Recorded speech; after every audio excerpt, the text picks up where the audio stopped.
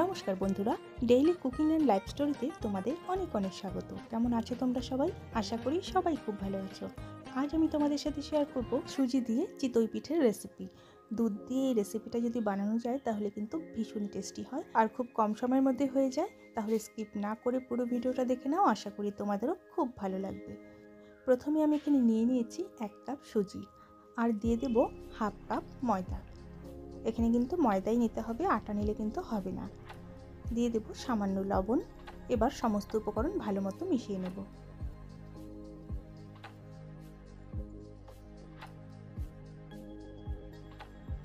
মেশানো হয়ে গেলে এখানে দিয়ে দেব নর্মাল টেম্পারেচারে রাখা জল। অল্প অল্প করে জল দেব আর এইভাবে মেশাতে থাকবো।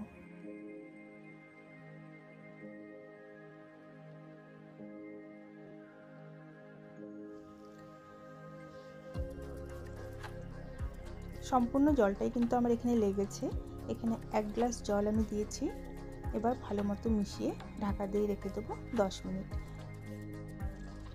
সুজিতে যেহেতু জল টেনে নেবে, পরে আবারও আমি জল দেব, কিন্তু এখন আমি 10 মিনিট ঢাকা দিয়ে এইভাবে রেখে দেব।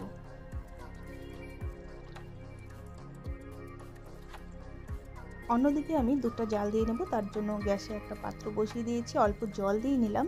জল দিলে কিন্তু নিচে লেগে যাবে না দুধটা। জল দিয়ে আমি এখানে হাফ লিটার ফুল ফ্যাট দুধ দিয়ে দিলাম।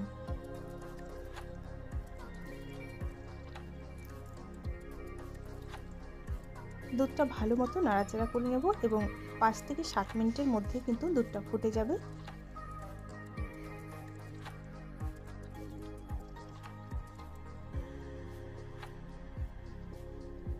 এলাচের ফ্লেভারের জন্য এখানে আমি 3টা এলাচ দিয়ে দিলাম।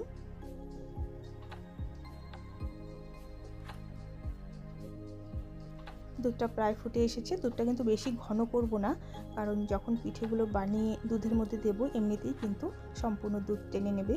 তাই 2-3 বার ফুটে উঠলে এইভাবে আমি গ্যাস বন্ধ করে রেখে দেব। এই দুধের মধ্যে পরে আমি গুড় অ্যাড করব, খেজুরের গুড় দেব। তো এখন গ্যাসটা বন্ধ করে আমি রেখে দিচ্ছি।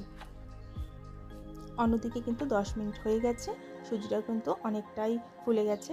দেখো কতটা ঘন হয়ে গেছে ব্যাটারটা। তো তোমরা দেখে বুঝতেই পারছো ব্যাটারটা একদমই ঘন হয়ে গেছে। এর মধ্যে এখন জল দিতে হবে। তো অল্প জল দিয়ে আমি হ্যান্ড বিটারের সাহায্যে ভালো মতো মিক্সড করে নেব।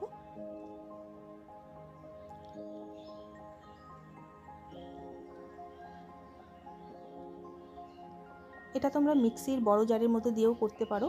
এইভাবে মিক্স করে নিলে কিন্তু পিঠাটা খুব সুন্দর হয়। তো 2 মিনিটের মতো আমি এরকম বিটার চালিয়ে মিক্সড করে নিলাম। চিতই পিঠে করতে কিন্তু ব্যাটারটা অনেকটাই পাতলা দরকার হয়। তো এরকম পাতলা করে নিলাম ব্যাটারটা আমি। এবার গ্যাসে একটা তাওয়া বসিয়ে দিয়েছি।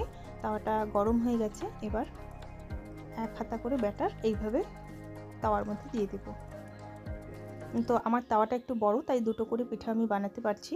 তো তোমরা ছোট তাওয়ার মধ্যে করলে একটা করে পিঠেই করো। বেশি সময় কিন্তু লাগে না। দেখো আমার পিঠেগুলো হয়ে গেছে। 1 থেকে 1.5 মিনিটের মধ্যেই কিন্তু পিঠেগুলো হয়ে যায়। তো এইভাবে আমি সবগুলো পিঠে বানিয়ে নেব।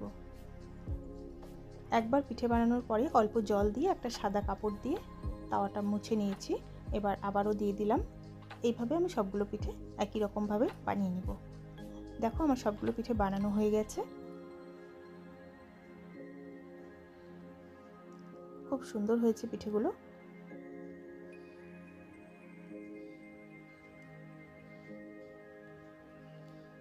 এবার দুধটাও কিন্তু অনেকটাই ঠান্ডা হয়ে গেছে, হালকা গরম আছে। এর মধ্যে এখন আমি দিয়ে দেব খেজুরের গুড়। এখানে লিকুইড গুড়টা আমি দিচ্ছি। 1 কাপের অল্প কম আছে এখানে। তো যতটা প্রয়োজন হবে, মানে যতটা মিষ্টির দরকার হবে সেইভাবে আমি গুড়টা দেব। তো এইভাবে অল্প অল্প করে দেব। হালকা গরম আছে দুধটা, এইভাবে দেব আর মেশাতে থাকবো। এই গুড়টা লিকুইড জন্যই কিন্তু আমি পরে দিলাম, না হলে দুধ ফুটে উঠলেই কিন্তু দিতে হতো। লিকুইড গুড়টার জন্যই আমি পরে দুধটা ঠান্ডা করে দিয়ে দিলাম। এই গুড়টা দেওয়ার পরে কিন্তু আর জাল দেওয়ার প্রয়োজন হয় না। সম্পূর্ণ গুড়টাই কিন্তু আমার লাগলো। তো 1 কাপের অল্প কম ছিল এখানে লিকুইড গুড়। তো সম্পূর্ণটাই আমি দিয়ে দিলাম। এবার ভালো মতো মিশিয়ে নিয়েছি। এবার এক এক করে পিঠেগুলো দুধের মধ্যে দিয়ে দেব।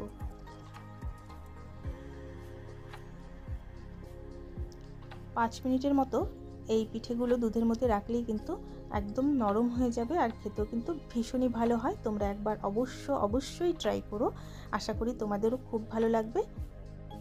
এইভাবে দুধের মধ্যে দিয়ে আমি 5 মিনিট রেখে দেবো। ফিরে এলাম 5 মিনিট পর। তো তোমরা দেখে বুঝতেই পারছো কতটা সুন্দর নরম তুলতুলে পিঠেগুলো হয়েছে আর খেতেও কিন্তু ভীষণই ভালো হয়েছিল। তো তোমরা অবশ্যই ট্রাই করো, আশা করি ছোট থেকে বড় সবারই ভালো লাগবে। তাহলে আজকে এই পর্যন্তই, আবারও ফিরে আসবো অন্য কোনো দিন অন্য কোনো রেসিপির সাথে। আজকের আমার এই চিতই পিঠের রেসিপিটা যদি তোমাদের ভালো লেগে থাকে তাহলে লাইক শেয়ার কমেন্ট করে দিও। আর আমার বন্ধুরা এইভাবে আমার পাশে থাকার জন্য অসংখ্য ধন্যবাদ। আর নতুন যারা আমার ভিডিও দেখছো, আরও নতুন ভিডিও পাওয়ার জন্য আমার চ্যানেলটিকে সাবস্ক্রাইব করে পাশে থেকে যেও। ধন্যবাদ।